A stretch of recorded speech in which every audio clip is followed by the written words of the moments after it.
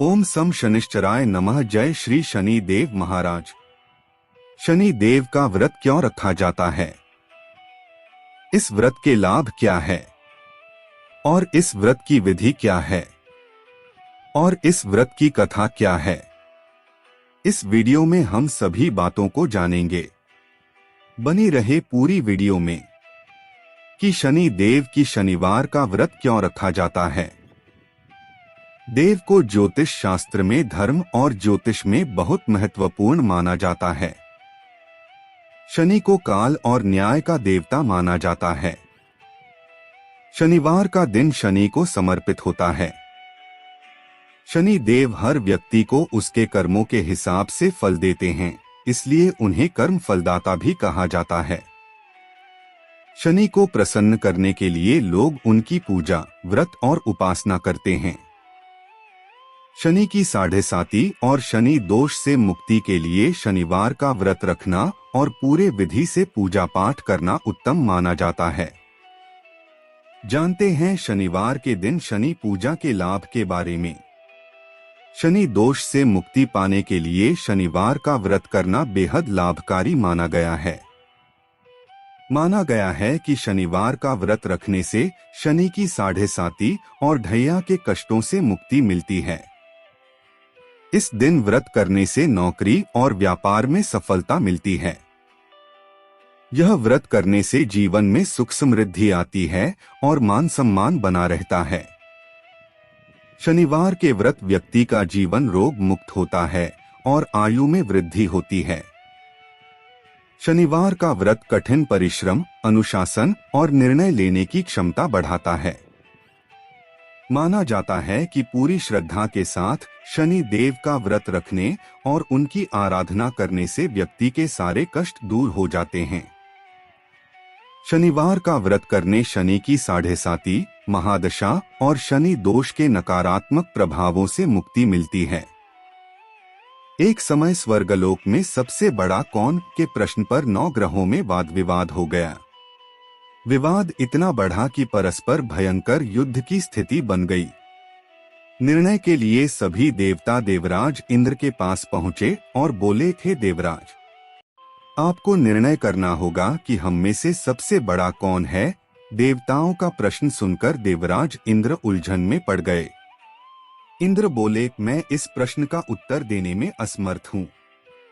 हम सभी पृथ्वी लोक में उज्जैनी नगरी में राजा विक्रमादित्य के पास चलते हैं। देवराज इंद्र सहित सभी ग्रह देवता उज्जैनी नगरी पहुंचे। महल में पहुंचकर जब देवताओं ने उनसे अपना प्रश्न पूछा तो राजा विक्रमादित्य भी कुछ देर के लिए परेशान हो उठे, क्योंकि सभी देवता अपनी अपनी शक्तियों के कारण महान थे। किसी को भी छोटा या बड़ा कह देने से उनके क्रोध के प्रकोप से भयंकर हानि पहुंच सकती थी। अचानक राजा विक्रमादित्य को एक उपाय सूझा और उन्होंने विभिन्न धातुओं स्वर्ण, रजत, चांदी, कांसा, ताम्र, तांबा, सीसा, रांगा, जस्ता, अभ्रक व लोहे के 9 आसन बनवाए। धातुओं के गुणों के अनुसार सभी आसनों को एक दूसरे के पीछे रखवाकर उन्होंने देवताओं को अपने अपने सिंहासन पर बैठने को कहा। देवताओं के बैठने के बाद राजा विक्रमादित्य ने कहा, आपका निर्णय तो स्वयं हो गया। जो सबसे पहले सिंहासन पर विराजमान है वही सबसे बड़ा है। राजा विक्रमादित्य के निर्णय को सुनकर शनि देवता ने सबसे पीछे आसन पर बैठने के कारण अपने को छोटा जानकर क्रोधित होकर कहा, राजा विक्रमादित्य, तुमने मुझे सबसे पीछे बैठाकर मेरा अपमान किया है। तुम मेरी शक्तियों से परिचित नहीं हो, मैं तुम्हारा सर्वनाश कर दूंगा। शनि ने कहा, सूर्य एक राशि पर 1 महीने, चंद्रमा 2.25 दिन, मंगल 1.5 महीने, बुध और शुक्र 1 महीने, बृहस्पति 13 महीने रहते हैं, लेकिन मैं किसी राशि पर 7.5 वर्ष 7.5 तक रहता हूँ। बड़े बड़े देवताओं को मैंने अपने प्रकोप से पीड़ित किया है। राम को 7.5 के कारण ही वन में जाकर रहना पड़ा और रावण को 7.5 के कारण ही युद्ध में मृत्यु का शिकार बनना पड़ा। राजा, अब तू भी मेरे प्रकोप से नहीं बच सकेगा। इसके बाद अन्य ग्रहों के देवता तो प्रसन्नता के साथ चले गए, परंतु शनिदेव बड़े क्रोध के साथ वहां से विदा हुए। राजा विक्रमादित्य पहले की तरह ही न्याय करते रहे।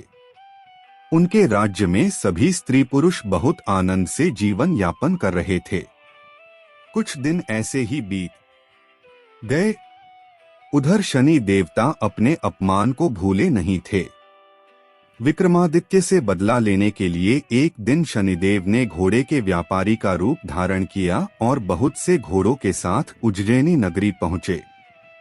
राजा विक्रमादित्य ने राज्य में किसी घोड़े के व्यापारी के आने का समाचार सुना तो अपने अश्वपाल को कुछ घोड़े खरीदने के लिए भेजा। घोड़े बहुत कीमती थे। अश्वपाल ने जब वापस लौटकर इस संबंध में बताया तो राजा विक्रमादित्य ने स्वयं आकर एक सुंदर व शक्तिशाली घोड़े को पसंद किया। घोड़े की चाल देखने के लिए राजा उस घोड़े पर सवार हुए तो वह घोड़ा बिजली की गति से दौड़ पड़ा। तेजी से दौड़ता घोड़ा राजा को दूर एक जंगल में ले गया और फिर राजा को वहां गिराकर जंगल में कहीं गायब हो गया। राजा अपने नगर को लौटने के लिए जंगल में भटकने लगा, लेकिन उन्हें लौटने का कोई रास्ता नहीं मिला। राजा को भूख प्यास लगाई। बहुत घूमने पर उसे एक चरवाहा मिला। राजा ने उससे पानी मांगा। पानी पीकर राजा ने उस चरवाहे को अपनी अंगूठी दे दी। फिर उससे रास्ता पूछकर वह जंगल से निकलकर पास के नगर में पहुंचा। राजा ने एक सेठ की दुकान पर बैठकर कुछ देर आराम किया। उस सेठ ने राजा से बातचीत की तो राजा ने उसे बताया कि मैं उज्जैनी नगरी से आया हूँ।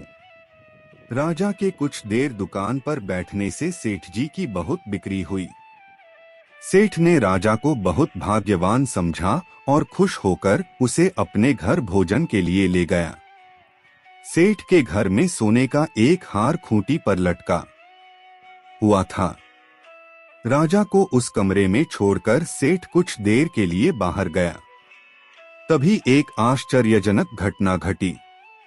राजा के देखते देखते सोने के उस हार को खूंटी निगल गई। सेठ ने कमरे में लौटकर हार को गायब देखा तो चोरी का संदेह राजा पर ही किया, क्योंकि उस कमरे में राजा ही अकेला बैठा था। सेठ ने अपने नौकरों से कहा कि इस परदेसी को रस्सियों से बांधकर नगर के राजा के पास ले चलो। राजा ने विक्रमादित्य से हार के बारे में पूछा तो उसने बताया कि उसके देखते ही देखते खूंटी ने हार को निगल लिया था। इस पर राजा ने क्रोधित होकर चोरी करने के अपराध में विक्रमादित्य के हाथ पांव काटने का आदेश दे दिया। राजा विक्रमादित्य के हाथ पांव काटकर उसे नगर की सड़क पर छोड़ दिया गया।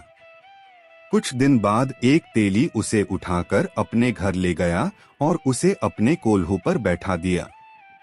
राजा आवाज देकर बैलों को हाँकता रहता। इस तरह तेली का बैल चलता रहा और राजा को भोजन मिलता रहा। शनि के प्रकोप की 7.5 पूरी होने पर वर्षा ऋतु प्रारंभ हुई। राजा विक्रमादित्य एक रात मेघ मल्हार गा रहा था कि तभी नगर के राजा की लड़की राजकुमारी मोहिनी रथ पर सवार उस तेली के घर के पास से गुजरी। उसने मेघ मल्हार सुना तो उसे बहुत अच्छा लगा और दासी को भेजकर गाने वाले को बुला लाने को कहा। दासी ने लौटकर राजकुमारी को अपंग राजा के बारे में सब कुछ बता दिया।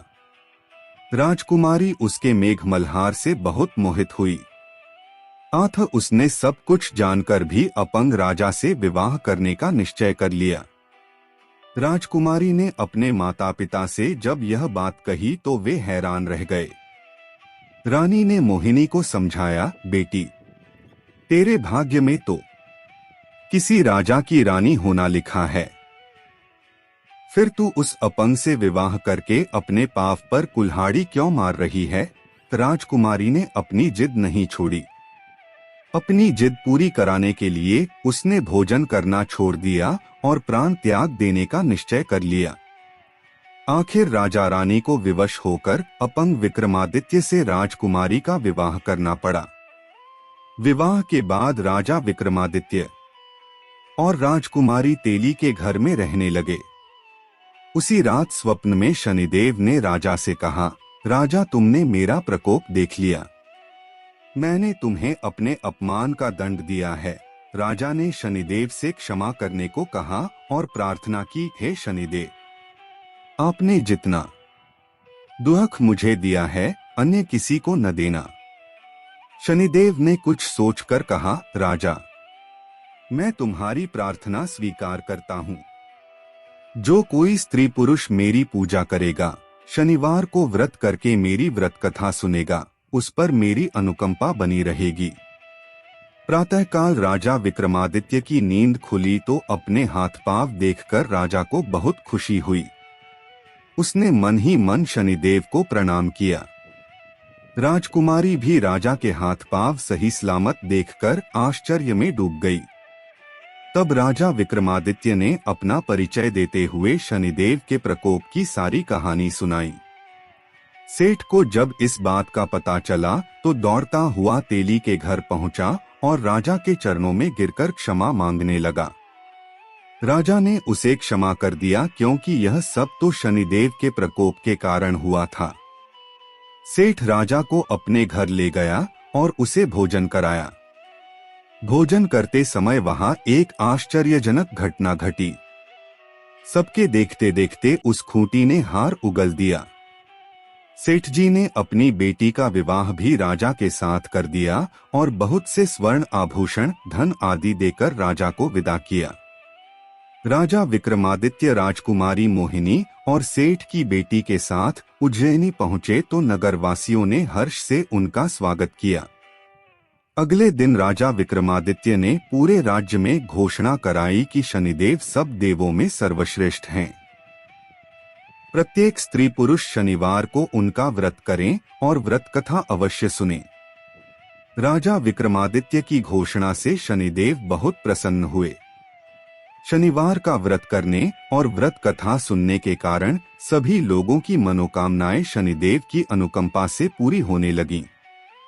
सभी लोग आनंद पूर्वक रहने लगे।